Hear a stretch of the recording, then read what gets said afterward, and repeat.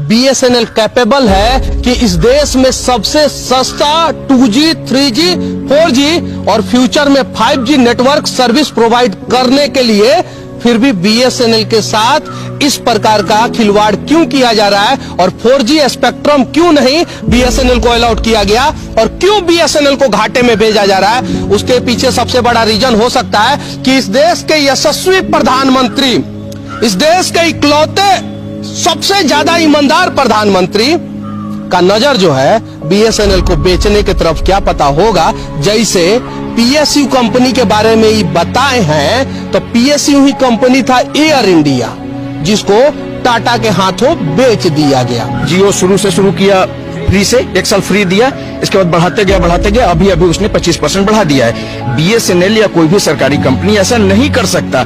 तो यार देश की सरकारी संपत्ति यानी जो संपत्ति देश के लोगों की है उसे बचाने का एक बार प्रयास करो, क्या पता हमारा देश फिर से सोने की चिड़िया बन जाएगा। पहले मुगलों ने हमें लूटा, फिर अंग्रेजों ने लूटा और अभी वर्तमान सरकार हमें लूटने का प्रयास कर रहा है, हमें बेचने का प्रयास कर रहा है। सरकारी संपत्ति बिकने का मतलब कि इस देश के लोगों को बेचा जा रहा है और सरकारी संपत्तियों को बिकने से बचाना होगा। हम बीएसएनएल को बचाने के लिए यहाँ पे लड़ रहे हैं, समझे ना, और हम चाहते हैं कि बीएसएनएल बचे।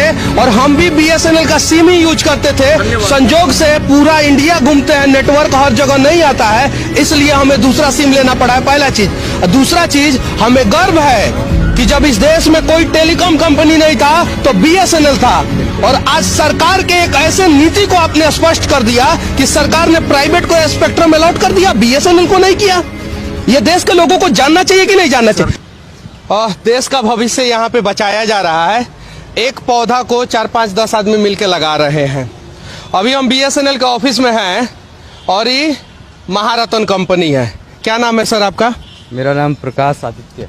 और आप क्या काम करते हैं यहाँ पे? मैं जनरल मैनेजर हूँ प्रोजेक्ट में बीएसएनएल में। हाँ जी।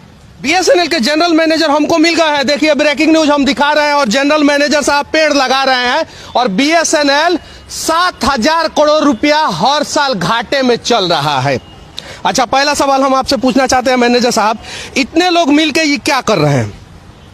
आजादी के अमृत महोत्सव के लिए पेड़ लगाने का कार्यक्रम है। ये अमृत महोत्सव कब है? अमृत महोत्सव चल रहा है। पेड़ लगाना जरूरी है कि बीएसएनएल को बचाना जरूरी है? दोनों ही जरूरी है। कहाँ बच रहा है बीएसएनएल? जियो में अगर आप कंप्लेन करते हैं तो 10 मिनट में आते हैं लोग और आपका फाइबर ठीक करके चले जाते हैं लोग। बीएसएनएल में कंप्लेन कीजिएगा 10 दिन बाद आते हैं लोग। अभी तक 4G स्पेक्ट्रम नहीं मिला है। अभी स्पेक्ट्रम नहीं मिला है, दावे के साथ कह रहे हैं। सरकार ने दिया है लेकिन अभी तक उसके लिए जो है कागज और ये वो अभी तक पूरी तरह से नहीं मिल पाया है। देखिए ये बहुत बड़ी बात बता रहे हैं और ये सीधे मोदी सरकार पे उंगली उठा रहे हैं। एयरटेल को स्पेक्ट्रम अलॉट कर दिया गया, जियो को स्पेक्ट्रम अलॉट कर दिया गया और जो देश का शान कंपनी था बीएसएनएल को स्पेक्ट्रम अलॉट करने के बाद जो है कागज अभी तक नहीं दिया गया है। शायद ये सबसे बड़ा कारण हो सकता है कि बीएसएनएल का 4G नहीं चालू है, लेकिन कहीं कहीं बीएसएनएल का 4G चालू है। सर जियो कैसे प्रॉफिट में चला गया? जियो अनिल मुकेश अंबानी से पूछेंगे कि आपसे, हमसे क्यों पूछ रहे हैं? चलिए ठीक है, हम देश के लोगों से पूछना चाहते हैं कि प्राइवेट कंपनी जो स्पेक्ट्रम खरीदती है वो जियो मुनाफे में चली गई और सरकारी कंपनी जिसको स्पेक्ट्रम फ्री में दिया जाता है वो बीएसएनएल घाटे में चला गया। एक और सवाल पूछना चाहते हैं, भागिएगा मत sir. He knows much more than you।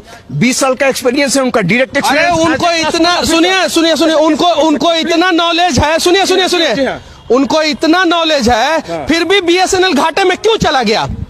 कौन है दोषी है इसके लिए? There are variety of factors responsible. आप पिन पॉइंट करके नहीं बता सकते कि ये वो वैरायटी बताइए, देश के लोग जानना चाहते हैं। वो वैरायटी ऑफ फैक्टर्स ये है, सबसे पहले तो चाहे मेहनत आप जितना कर लें, ultimately it is the policy of government, present government which decides the things. जैसे स्पेक्ट्रम अलॉटमेंट का बात कर रहे थे आप, आपको मालूम है 4G अलॉटमेंट सभी को हो चुका है, एयरटेल को हो चुका है, जियो को हो चुका है, बट बीएसएनएल को पर्पसली अलॉटमेंट नहीं दिया गया आज पिछले 3-4 साल से। तो ऑब्वियसली गवर्नमेंट जिम्मेदार है इसके लिए। हमारे पार्ट में जो है काम हम कर रहे हैं। हमारे पास इस देश में आपको पता है 76,000 टावर्स हैं बीएसएनएल में, ऑपरेटिव हैं। नेटवर्क कहीं मोबाइल में नहीं आता है। सुन लीजिए ना, रूरल एरियाज में हम नेटवर्क देते हैं। शिलोंग में जो पहाड़ी एरिया है, एक दो एरिया का आप उदाहरण दीजिएगा, बाकी मैक्सिमम जगह पे बीएसएनएल का टावर जो है नहीं काम कर। 2 दर्जन बता रहा हूँ। शिलोंग में हम देते हैं पहाड़ी एरिया में, अरुणाचल प्रदेश हिल एरियाज में जहाँ कोई भी ऑपरेटर नहीं जाता, क्योंकि वो नॉन प्रॉफिटेबल एरिया है, वहाँ हम जाते हैं। लद्दाख में हम जाते हैं, नक्सल प्रभावित क्षेत्र में हम जाते हैं। हमारा नेटवर्क काम कर रहा है। प्लीज जब भी आप बताएं किसी को सोशल मीडिया में, तो ऑब्जेक्टिवली एनालाइज करके ना बताएं, आप टोटलिटी में बताएं कि बीएसएनएल इतने सारे कांस्टेंट के बावजूद आज अच्छा कर रहा है। अच्छा से मतलब ये है कि आपकी कंपनी कितने प्रॉफिट में है, वो बताइए कि पिछले 5 साल 7 साल में कितना प्रॉफिट बीएसएनएल ने। हाँ, आप सुनिए, इस देश में 258 पीएसयूज है। आज के डेट में 167 पीएसयू घाटे में है। तो घाटा और लाभ एक अकेला पर्पस नहीं होता पीएसयू का। पीएसयू का दूसरा पर्पस भी है कि सेवा जब हम प्रॉफिटेबिलिटी का बात करते हैं तो हम एक रीजनेबल प्रॉफिट ही क्लेम कर सकते हैं कस्टमर से। जबकि जियो और बीएसएनएल, आपने देखा होगा, जियो शुरू किया फ्री से, 1 साल फ्री दिया, इसके बाद बढ़ाते गया, अभी उसने 25% बढ़ा दिया है। बीएसएनएल या कोई भी सरकारी कंपनी ऐसा नहीं कर सकता, क्योंकि हमारा मार्जिन ऑफ प्रॉफिट अनरीजनेबल कभी हो ही नहीं सकता। एंड अपार्ट फ्रॉम दैट, हमारा कंट्रीब्यूशन जो सतत विकास होता है देश का, उसमें भी है। आपके जो रोड बने हैं, आपके जो एयरपोर्ट्स बने हैं, आपके जो अन्य सारे परियोजना चल रहे हैं, उसमें बीएसएनएल पैसा देता है। 55,000 करोड़ रुपया बीएसएनएल ने दिया है। अब बताइए कि जियो ने कितना पैसा दिया है? 1 रुपया नहीं दिया है। तो फिर आप बीएसएनएल के बारे में जो इतना सारा नेगेटिविटी बता रहे हैं, प्लीज हमारा आपसे ये अनुरोध है कि एक देश, आप शायद नहीं हमारा बातों को समझ पाए हैं। अंग्रेजिया थोड़ा कम आता है हमको। हम बीएसएनएल को बचाने के लिए यहाँ पे लड़ रहे हैं, समझे ना। और हम चाहते हैं कि बीएसएनएल बचे, और हम भी बीएसएनएल का सिम ही यूज करते थे। संजोग से पूरा इंडिया घूमते हैं, नेटवर्क हर जगह नहीं आता है, इसलिए हमें दूसरा सिम लेना पड़ा है, पहला चीज। दूसरा चीज, हमें गर्व है कि जब इस देश में कोई टेलीकॉम कंपनी नहीं था तो बीएसएनएल था। और आज सरकार के एक ऐसे नीति को आपने स्पष्ट कर दिया कि सरकार ने प्राइवेट को स्पेक्ट्रम अलॉट कर दिया, बीएसएनएल को नहीं किया।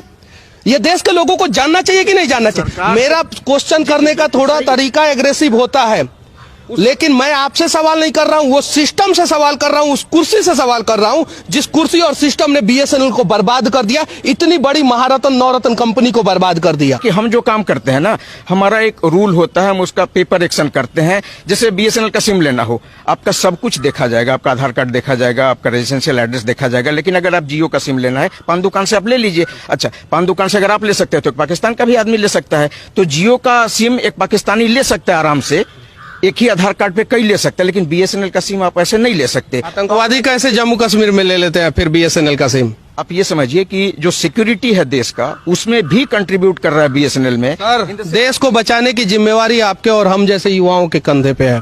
देखिए ना, डिफेंस नेटवर्क बीएसएनएल, आज डिफेंस का जो भी एनएफएस है, नेटवर्क फॉर स्पेक्ट्रम, वो सारे बीएसएनएल को क्यों दे रहा है? क्योंकि उनको ये उम्मीद है, भरोसा है कि अगर हम बीएसएनएल से सर्विस लेंगे तो हमारे सिक्योरिटी को कोई सिक्योरिटी ब्रीच नहीं होगा।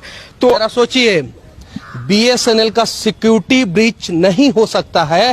बीएसएनएल कैपेबल है कि इस देश में सबसे सस्ता 2G, 3G, 4G और फ्यूचर में 5G नेटवर्क सर्विस प्रोवाइड करने के लिए। फिर भी बीएसएनएल के साथ इस प्रकार का खिलवाड़ क्यों किया जा रहा है, और 4G स्पेक्ट्रम क्यों नहीं बीएसएनएल को अलॉट किया गया, और क्यों बीएसएनएल को घाटे में भेजा जा रहा है? उसके पीछे सबसे बड़ा रीजन हो सकता है कि इस देश के यशस्वी प्रधानमंत्री, इस देश के इकलौते सबसे ज्यादा ईमानदार प्रधानमंत्री का नजर जो है बीएसएनएल को बेचने की तरफ क्या पता होगा। जैसे पीएसयू कंपनी के बारे में ही बताए हैं, तो पीएसयू ही कंपनी था एयर इंडिया, जिसको टाटा के हाथों बेच दिया गया। का पता भविष्य में आप लोग, एक ही होता है चाहे जिस किसी भी देश का हो, और एयर इंडिया ईमानदार भी है बहुत। आप कह रहे हैं तो जरूर हैं, बहुत अच्छा काम भी करते हैं, भी कह रहे हैं। तो बात समझ रहे हैं? बीएसएनएल के कर्मचारी संतुष्ट नहीं है मोदी जी आपसे।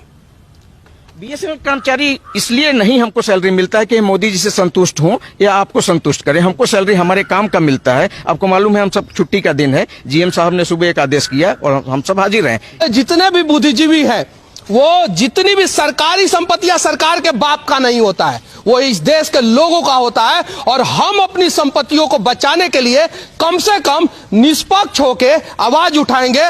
जियो की टोटल जितनी संपत्ति होगी ना उससे 4 गुना की संपत्ति जो है ना बीएसएनएल का है, और उससे 4 गुना शायद से जमीन पे बीएसएनएल का तो सिर्फ एक्सचेंज होगा। तो आप देख ही रहे हैं, जहाँ भी जा रहे हैं, गांव, छोटा छोटा कस्बा, सब जगह बीएसएनएल का अपना जब हमारे पास कुछ नहीं था तो बीएसएनएल था, ये बात हम लोगों को याद रखना होगा। और डिजिटल इंडिया का सपना जो है ना, मोदी जी जियो के दम पे नहीं सोचे थे, एयरटेल के दम पे नहीं सोचे थे, वो बीएसएनएल के दम पे सोचे थे। ऐसे देखिए ना कि हमारा विद्यालय ही तो मेन नींव था शिक्षा का, उसके पहले भी कुछ था नहीं था।